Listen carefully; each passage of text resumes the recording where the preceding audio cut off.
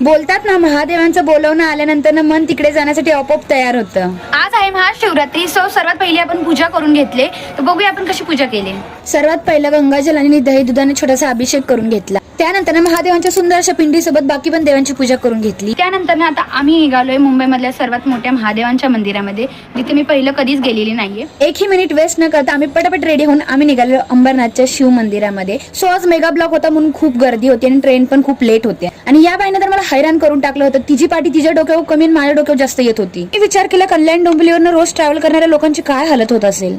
मग फायनली आम्ही अंबरनाथ मध्ये पोहोचलो आणि तिथे गेल्यानंतर आम्हाला समजलं की महाशिवरात्री दिवशी इथे खूप मोठी यात्रा लागते. मुंबईमध्ये एवढी मोठी यात्रा आम्ही फर्स्ट टाइम बघितलेली, सो आम्ही ती पण फिरून घेतली. मग वळलो आम्ही मंदिराकडे आणि बाप रे, खूप म्हणजे खूपच मोठी दर्शनाची लाईन होती. कंप्लीट 2.5 ते 3 तास आम्ही तिथेच उभे होतो. सनसेट झाला तरी अजून आम्ही दर्शनाच्या लाईन मध्येच होतो. अजून 1 तासभर लाईन मध्ये उभे राहून फायनली आम्हाला थोडं लांबून पण महादेवांचं दर्शन झालं. आम्हाला घरी जायला खूपच लेट झाला होता, पण आम्ही खुश होतो की महादेवांचं सुंदर असं दर्शन झालं.